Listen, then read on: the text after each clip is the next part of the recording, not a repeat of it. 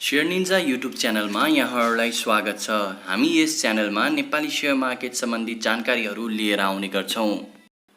Share निन्जाको अघिल्लो श्रृङ्खलामा हामीले moving average convergence and divergence अथवा एमएसिडी इन्डिकेटरको बारेमा चर्चा गरेका थियौं।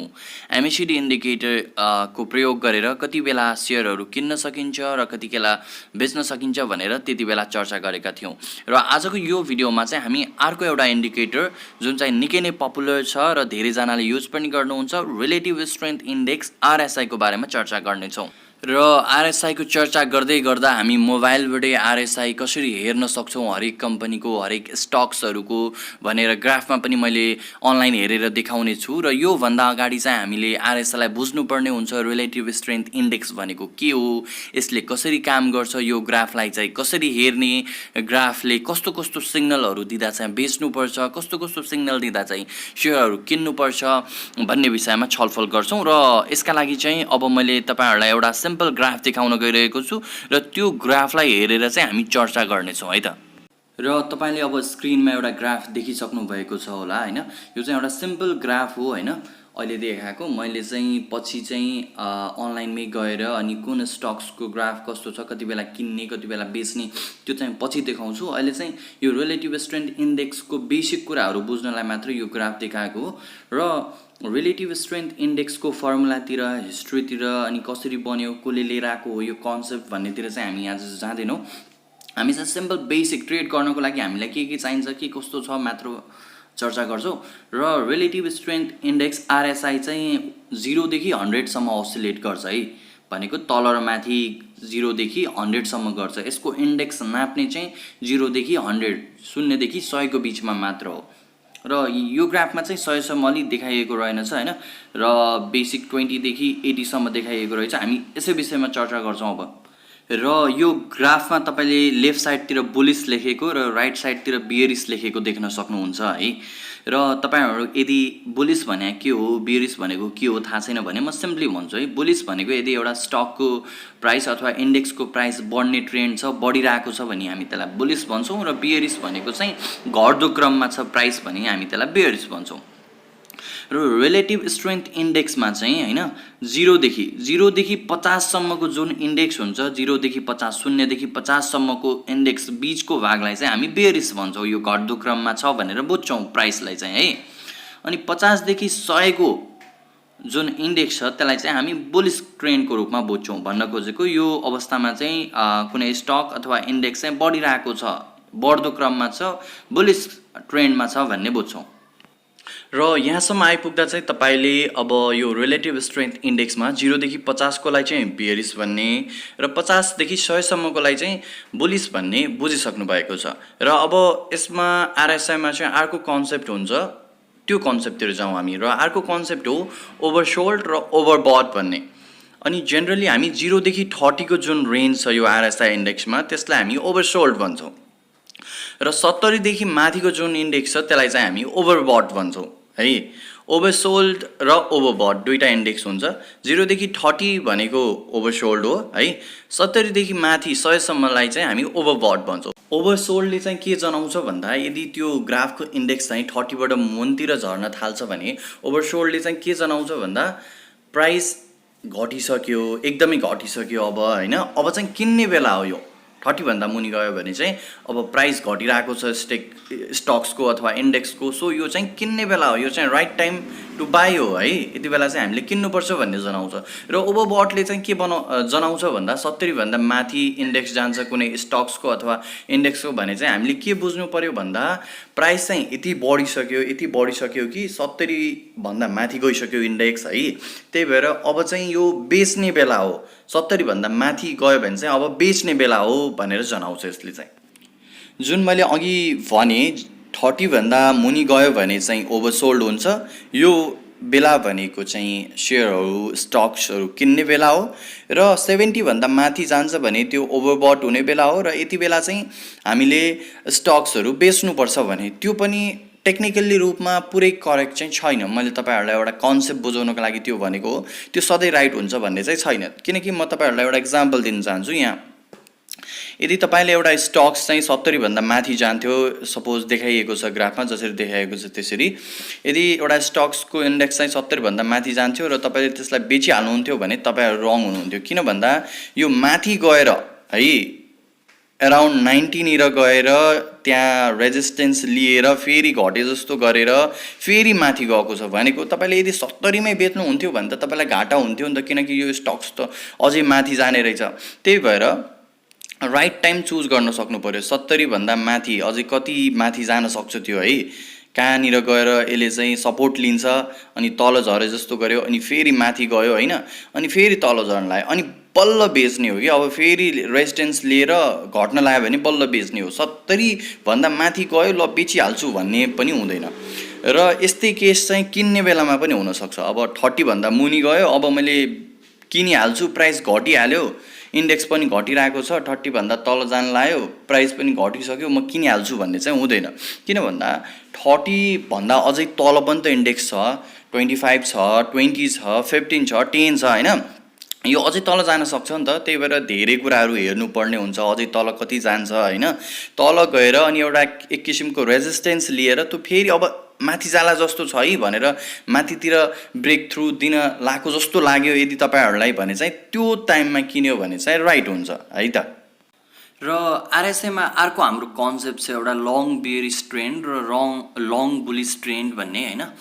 लङ बियरिश ट्रेन्ड घट्दो क्रमलाई चाहिँ हामी कसरी बुझ्छौँ भन्दा 0 देखि 50 को रेन्जमा है, यदि आरएसआई इन्डेक्स कुनै स्टक्सको लागि 50 देखि 0 को रेन्जमा हिँडिराखेको छ भने लङ बियरिश ट्रेन्ड चलिरहेको छ भनेर बुझ्छौँ है हामीले।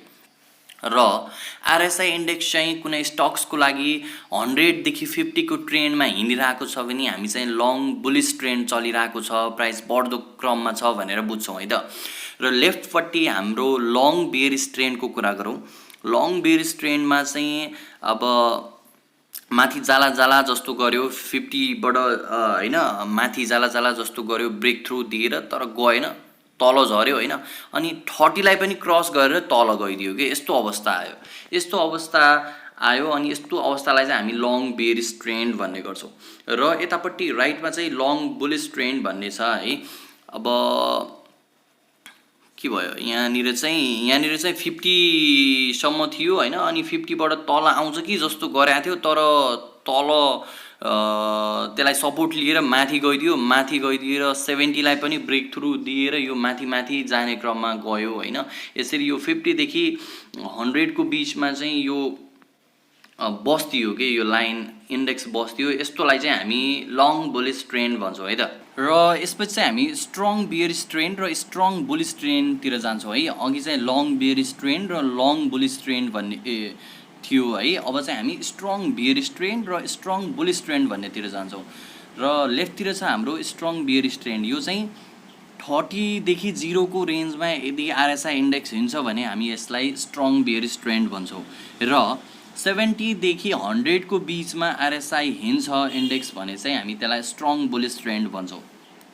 र लेफ्टपट्टि स्ट्रङ बियरिश ट्रेन्डमा हामी देख्न सक्छौँ 30 बाट पेनिट्रेट गरेर तल गयो, अनि तल गएर ल अब यहाँ चाहिँ रेजिस्टेन्स लिएर माथि गएको हो कि जस्तो गर्यो, तर फेरि माथि 30 निर ठोकिएर फेरि तल झऱ्यो कि।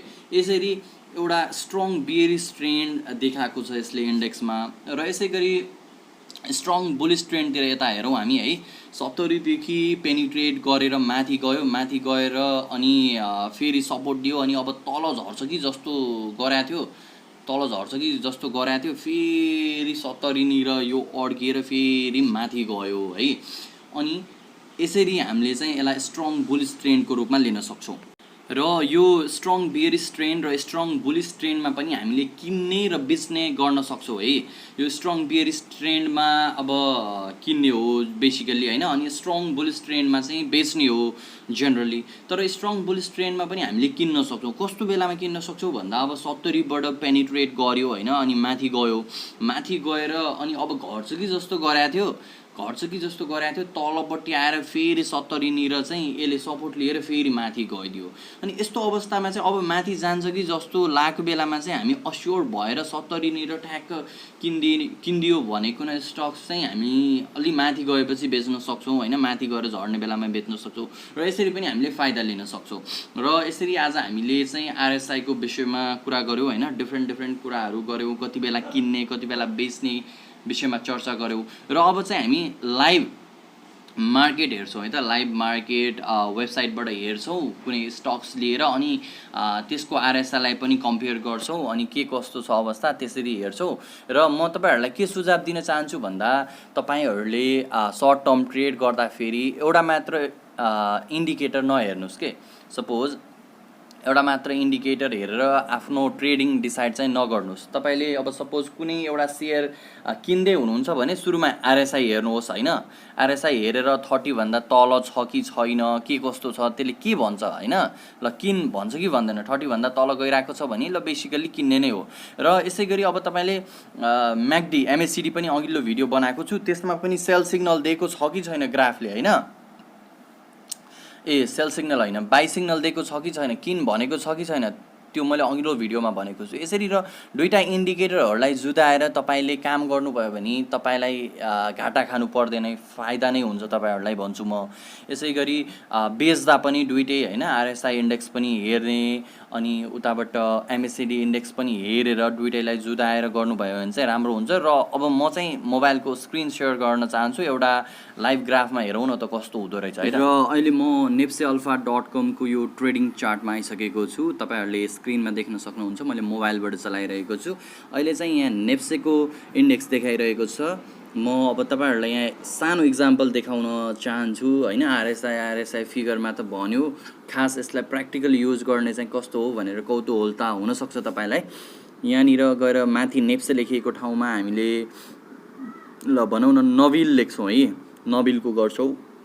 यसरी मैले नबिल चुज गरेँ, नबिल चुज गरिसकेपछि यसलाई माथिको यो टप बारलाई राइटतिर स्वाइप गर्छु र इन्डिकेटर्समा गएर मैले आरएसआई लेख्छु है। आरएसआई लेखेपछि यहाँ रिलेटिभ स्ट्रेन्थ इन्डेक्स भन्नेलाई एकचोटि क्लिक गर्छु, यसलाई काट्छु, काटिसकेपछि यहाँ हामी माझ आरएसआई आइसकेको छ है। यसरी आरएसआई आइसकेको छ। यता राइट साइडतिर तपाईँले 40, 50, 60 भनेर देख्नुहुन्छ, मोबाइलमा अलि राम्रोसँग देखाउँदैन र तपाईँले यसरी देख्न सक्नुहुन्छ है। यो चाहिँ नोबेल ब्याङ्कको आरएसआई हो है। र तपाईँलाई म के कुरा देखाउन गइरहेको छु यहाँनिर भन्दा, यहाँनिर यतिखेर यहाँ हामीले जुम गरेर हेऱ्यौँ भने यहाँनिर यो 20 भन्दा 30 भन्दा तल झरेको रहेछ है, 30 भन्दा तल झरेको रहेछ। र यहाँनिर तपाईँले यो भनौँ न 30 भन्दा तल झरिसकेको थियो र यसले सिग्नल यहाँनिर माथि ब्रेक थ्रु दिने बेलामा चाहिँ हामीलाई सिग्नल दिइसकेको थियो होइन, सिग्नल दिइसकेको थियो यहाँनिर हो, यहाँनिर चाहिँ सिग्नल दिइसकेको थियो र यहाँनिर हामीले किन्या भए चाहिँ यो नोबेल है यसरी माथि गएर यहाँ यी पिकमा पुग्ने अवस्था रहेछ होइन। यो करिब 90 जतिमा छ होला यहाँ सायद है, हो काट्यो। म रिलेटिभ स्ट्रेन्थ आरएसआई चुज गर्छु र यसलाई म अलि जुम आउट गर्छु। मैले यो जुम आउट गर्नुको कारण चाहिँ यो मोबाइलमा अलिक देखिँदैन होइन, यो 30, 20, 40 भनेर यो आरएसआईको इन्डेक्स देखिँदैन कम्प्युटरमा जसरी। र त्यही भएर यो सानो एउटा लाइन छ नि, यो लाइनभन्दा तल चाहिँ 30 हो होइन, ओभरसोल्ड हो। र यो माथिल्लो लाइनभन्दा माथि चाहिँ ओभरबटको कन्सेप्ट छ है। यो लाइन चाहिँ दुईटा लाइन छुट्याइदिएको छ यसले, त्यही भएर मैले 30 भन्दा तल चाहिँ कहाँनिर गएको रहेछ भनेर देखाउन खोजिरहेको छु कि तपाईँलाई। ल यहीँ हेर्नुभयो भने पनि, यहीँनिर हेर्नुभयो भने पनि, यहाँनिर हेर्नुभयो पनि 30 भन्दा तल क्रस गरिसकेको रहेछ यहाँ। अनि यसपछि यसले चाहिँ ल किन भनेर बाई सिग्नल दियो, बाई सिग्नल दिएपछि यो माथि गयो, पिकमा गयो, हेर्नुहोस् त यहाँ माथि पिकमै पुगिसकेको छ। यसरी पिकमा गयो र यता तल झर्ने बित्तिकै तपाईँले फेरि सेल गराए भए चाहिँ राम्रै प्रफिट बुक गर्न सक्नुहुन्थ्यो भनेर यसले देखाउन खोजेको छ। र यसरी तपाईँहरूले यो 30 भन्दा मुनि कतिखेर जान्छ र 70 भन्दा माथि कतिखेर जान्छ त्यो सबै कुराहरू अघि मैले भने जसरी हेरेर यहाँ राम्रोसँग होइन तपाईहरुले चाहिँ स्टक्स किन्ने र बेच्ने गरेर राम्रै प्रफिट कमाउन सक्नुहुन्छ। यो मैले हेरेको ट्रेडिङ चार्ट चाहिँ nepsealpha.com बाट हो। लिंक चाहिँ मैले डिस्क्रिप्सनमा पनि राखिदिने छु है त। र RSI को यो आजको श्रृङ्खलापछि शेयर निन्जाको आजको भिडियो सकिएको छ। हाम्रो च्यानललाई सब्स्क्राइब गर्न नभुल्नुहोला र भिडियो मन परेमा लाइक, कमेन्ट र शेयर गर्न पनि नभुल्नुहोला। धन्यवाद।